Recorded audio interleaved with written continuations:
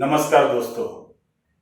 इस वीडियो में हम लोग मोरबी एक्सीडेंट एक हुआ था बहुत पहले, 6-7-8 महीना पहले, तो उसके कोलैप्स सिचुएशन के बारे में थोड़ी सी चर्चा करेंगे। उस समय बहुत सारे एलिगेशन लगे थे कि बहुत ओवरलोड हो गया था इसलिए ब्रिज टूट गया। तो मोरबी में एक झूलता ब्रिज था जिसको हम लोग इंजीनियरिंग लैंग्वेज में सस्पेंशन ब्रिज कहते हैं। वो 30 अक्टूबर 2022 को कोलैप्स हो गया।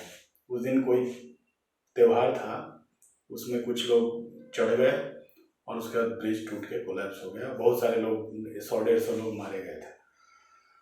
घटना तो बहुत दुखद है, लेकिन हमारे इंजीनियरिंग कम्युनिटी को ये समझने की ज़रूरत है कि ये दुर्घटना हुई तो कैसे हुई, क्यों हुई। इसमें सच में कोई इंजीनियरिंग का कोई फॉल्ट था या कोई वर्कमैनशिप का फॉल्ट था या सही में ब्रिज ओवरलोड हो गई थी। उस समय जब ये जो न्यूज़ था, जब ये सुर्खियों में रोज रोज आ रहा था, उस समय ये बोला जा रहा था कि लोग ज़्यादा चढ़ गए, लोग ज़्यादा चढ़ गए, लोग ज़्यादा चढ़ गए, इसलिए ब्रिज टूट गई।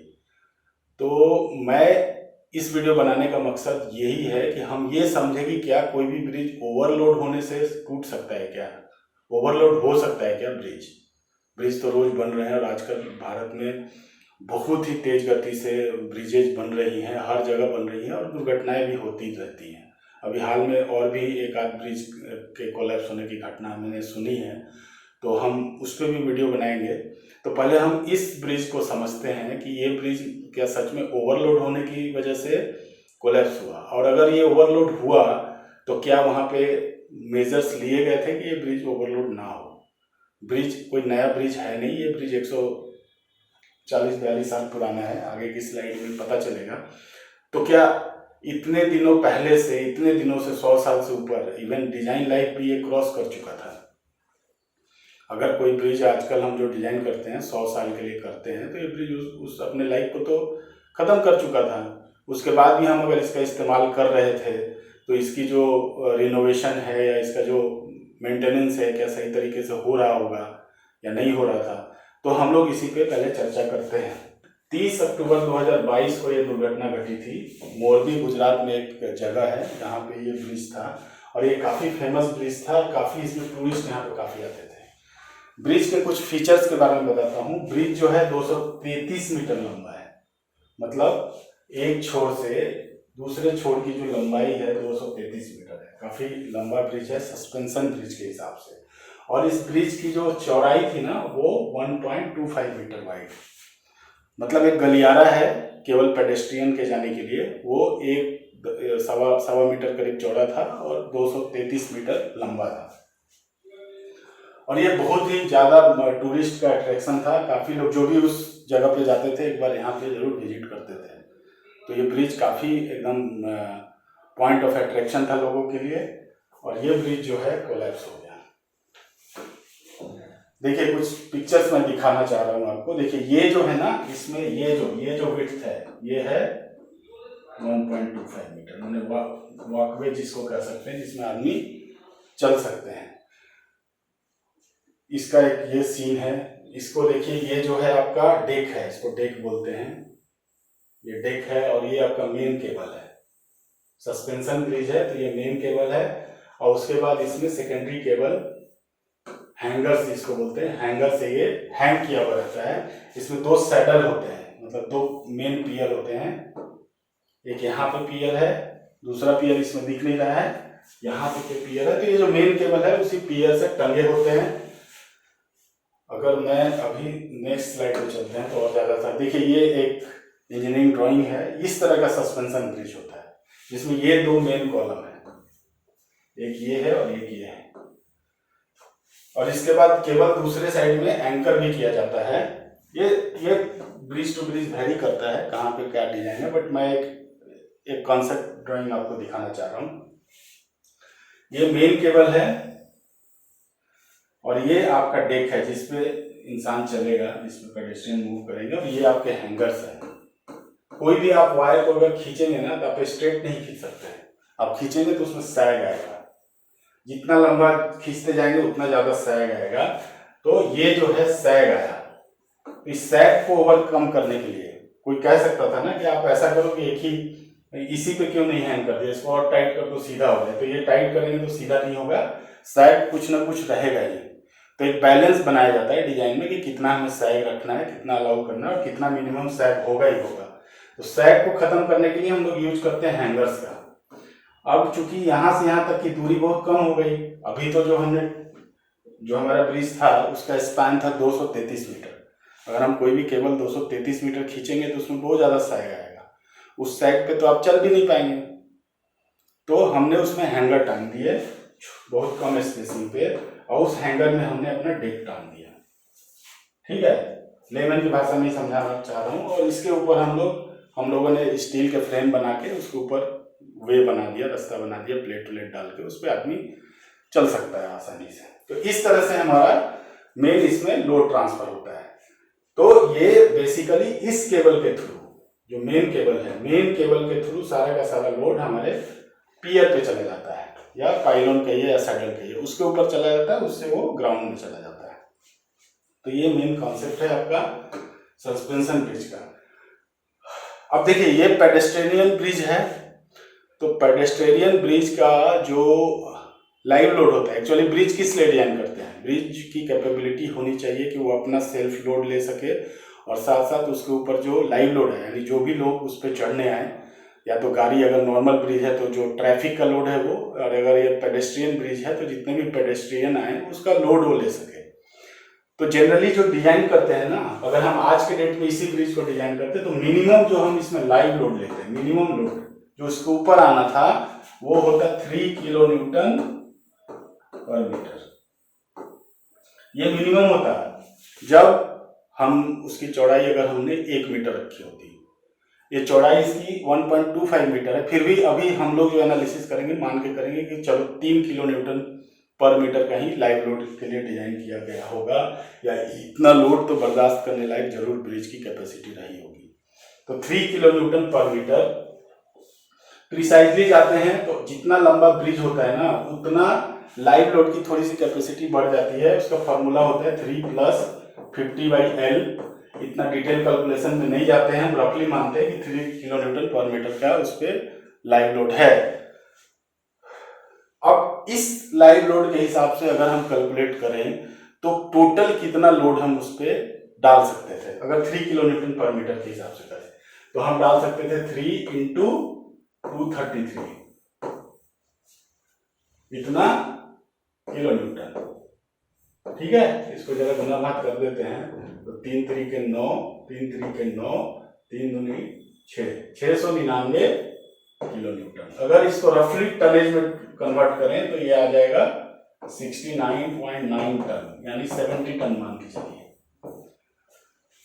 70 टन जो है इसमें लोड आ सकता था। ठीक है, अब 70 टन को अगर हम एवरेज करें तो कितना केजी हुआ, ये केजी हो जाता है 70 × 1000। ठीक है, इतना किलोग्राम हुआ। और एक आदमी का अगर एवरेज वेट मानते हैं 70 केजी का मान लेते हैं कि एवरेज वेट, कोई ज्यादा होगा कोई कम होगा, एवरेज 70 केजी मानते हैं। अगर इवन इससे भी कम होगा, बच्चे हैं तो और कम होगा, लेडीज हैं तो उनका भी कम होगा, बट हम 70 केजी अगर मान के चले, ये 70 गया 1000 नंबर ऑफ पर्सन इस पे आराम से चढ़ सकते हैं। ठीक है, 1000 आदमी भी अगर इस पे चढ़ जाएगा तो ये ब्रिज को कुछ होना नहीं चाहिए था। जो घटना हुई है उस दिन, जो रिपोर्ट हुआ है उस समय से 300 से 400 लोग बैठे थे उस पे। अब ये बताइए कि जब ब्रिज लोड ले सकता है 1000 टन, माने 1000 लोगों का लोड ले सकता है, उस दिन चढ़े थे 300 से 400, यानी आधे से भी कम कैपेसिटी, तब ये ब्रिज कैसे टूट गया? हो ही नहीं सकता, ब्रिज कोलैप्स हो ही नहीं सकता केवल लोगों के चढ़ने से।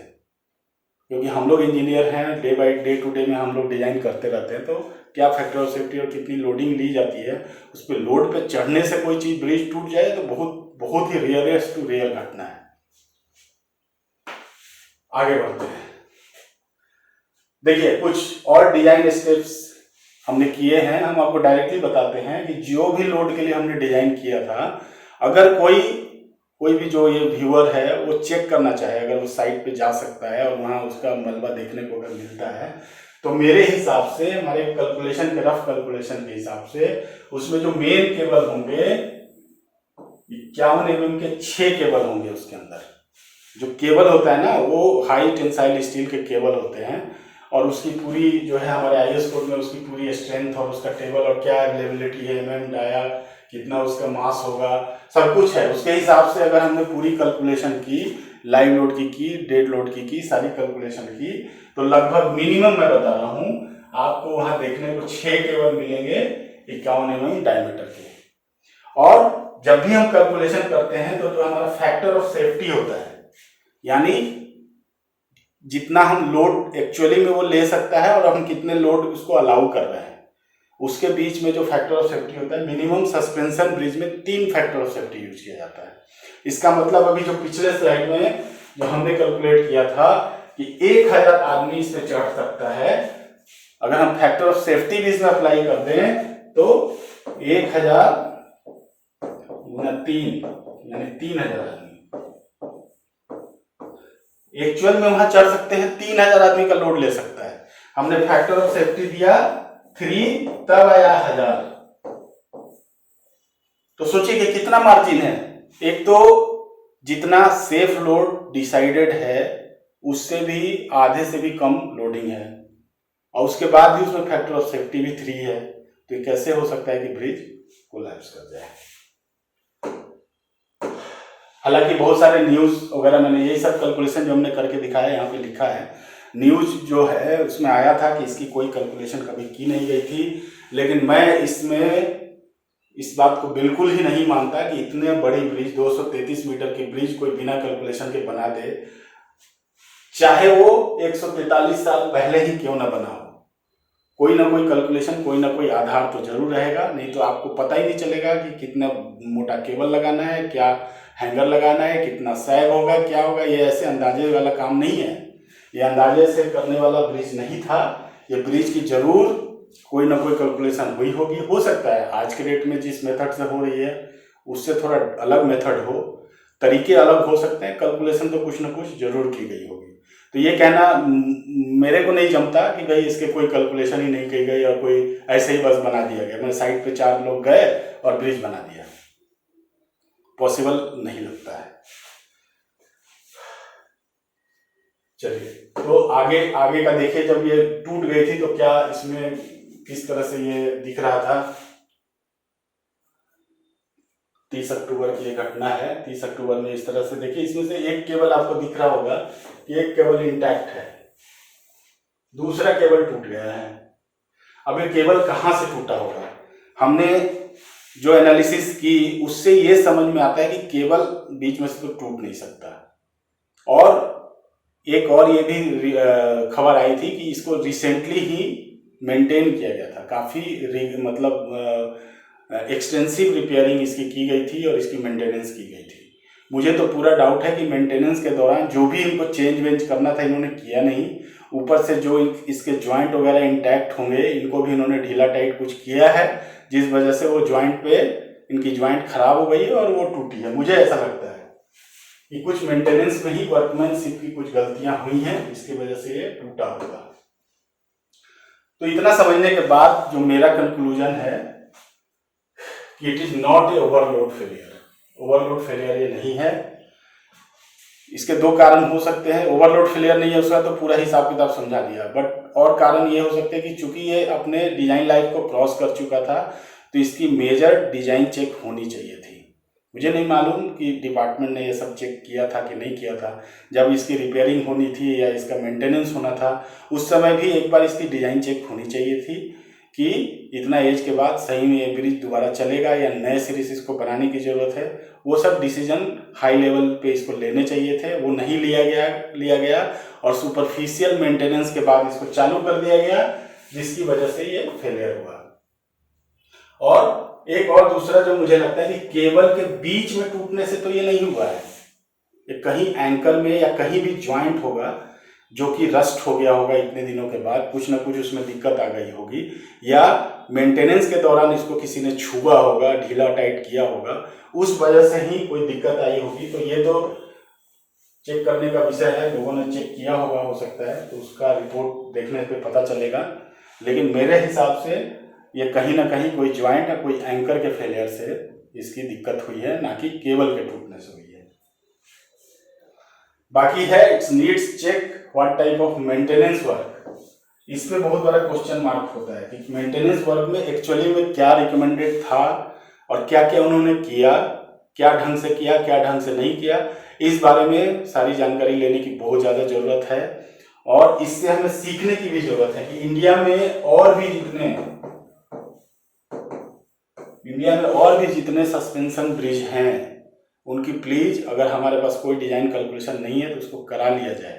कराने के बाद ये देखा जाए और उसकी जो प्रेजेंट स्टेटस है उसकी भी जांच कर लेनी चाहिए कि ऐसी घटना रिपीट ना हो। तो जितने भी इस टाइप के ब्रिजेज हैं सरकार को चाहिए और जो भी अथॉरिटी है उनको इस तरफ ध्यान देना चाहिए कि इस तरह का कोई दूसरा मिसहैप्स ना हो जाए। तो उसके लिए हमें दूसरे और इंडिया में जितने भी तो और भी होंगे तो उनकी भी जांच करनी चाहिए, जो भी इतने पुराने साल से हैं और जिनका कोई ऐसा एविडेंस नहीं है कि डिजाइन कैलकुलेशन क्या है और ये क्या है।